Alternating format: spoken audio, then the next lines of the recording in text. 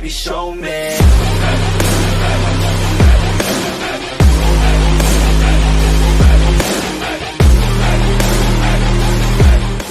Hello everybody, welcome back to another video. I'm going to be showing you guys how to start up a gaming channel on PC. Now, you don't necessarily have to have a good PC to do this.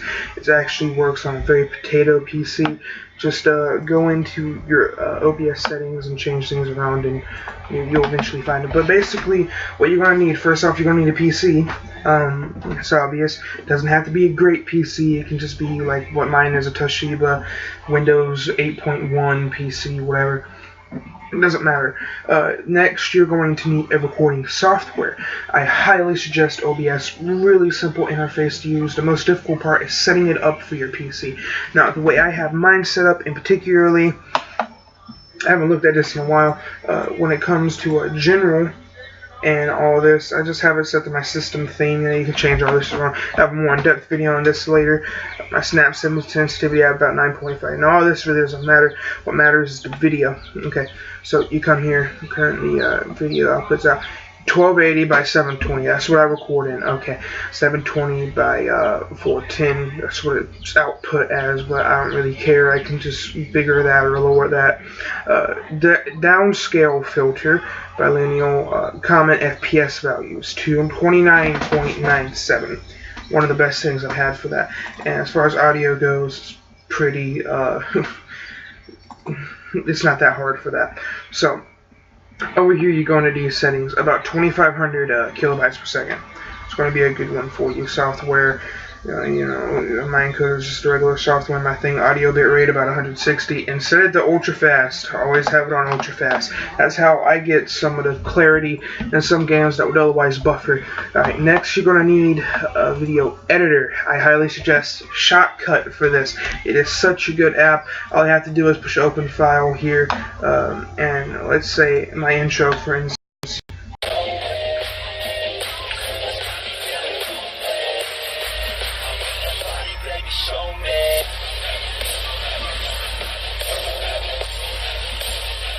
There we go. Alright, so that's basically what all that looks like. Gives you the audio thing like that. All you have to do is push open file, come to this, do that, and when you want to use it, just drag it down to the bar down here, and you can edit it. You can cut by right-clicking and pushing split at play ahead, and it'll make two sections. You can delete a section by coming over here. If I say remove, I want to do it like that. Okay, well now I want to add this back. Okay, I can't drag from that project because it just erased. I want to add this back.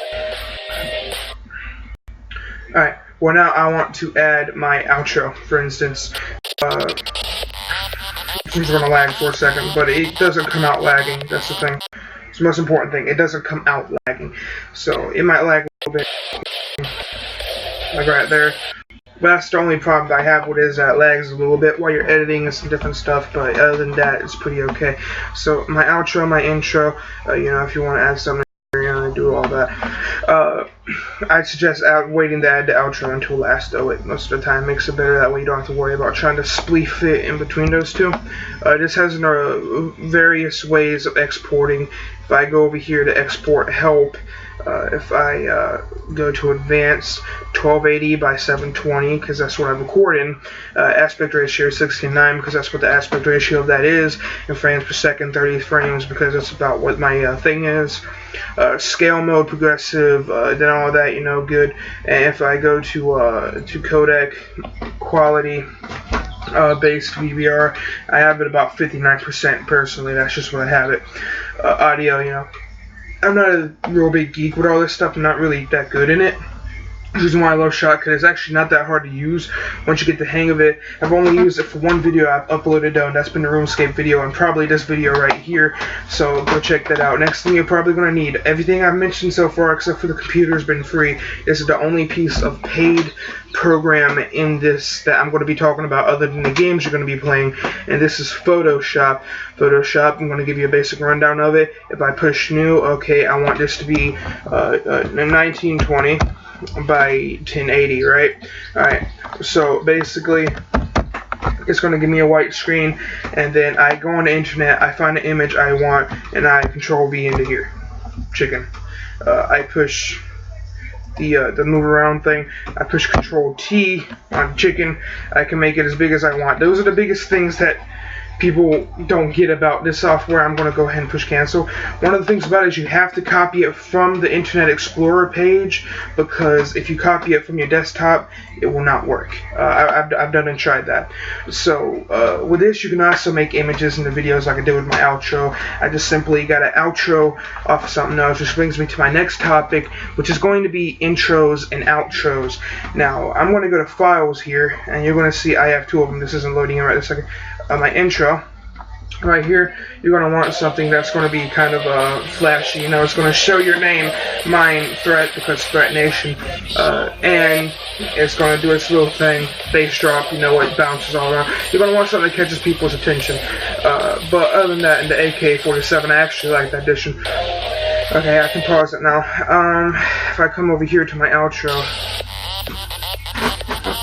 I edited this with Photoshop. By the way, I didn't quite get the previous text as good as I would want it, but I got it from somewhere online. You just look up some outro templates, in-scene templates for Photoshop, and, you know, download those. You know, do whatever you want. If you want more in-depth videos on all of these, don't forget to hit me up. Next, you got to find a game you want to record. Now, this is one thing about this. With these settings, you can have all kinds of settings on here. What I have right now is on display capture, but I can actually add a window if I wanted to. Like, for instance, you see how my shortcut's up right now? Okay, well, I'm going to add window capture, create new, and I am going to go to shortcut if it will let me. Never mind, shortcut doesn't work. Alright, well, you would have thought. Now I need to get rid of the Windows capture. Alright. Anyway, yeah. So, again, you can do whatever you want to there. Scene 2 is just a game capture. Phone tutorials is just my face capture, because this is what I do. I'm showing you guys how to do things on the phone. Yes, my phone's messed up. Xbox, I haven't quite set up yet. I need to get my capture card hooked up in there.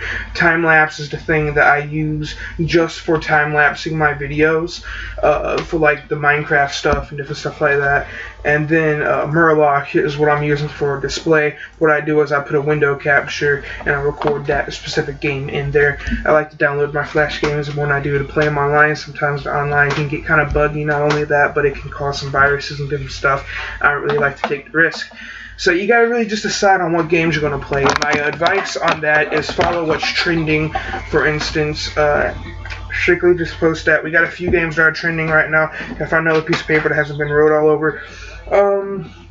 No, okay, so games that are trending right now, Minecraft, obviously, and Kindergarten 2 are another one that are very much trending.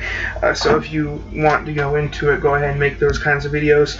If you want in-depth tutorials on how to get all of this and how to actually use it, let me know, and I will definitely provide you guys with that. And I will see you dudes in the next video. This is my vid for tomorrow, because I wasn't able to get my Murloc episode in for today. And I'm not going to be able to get the time-lapse video in for tomorrow either. It's just been a pretty busy week, so yeah, thank you.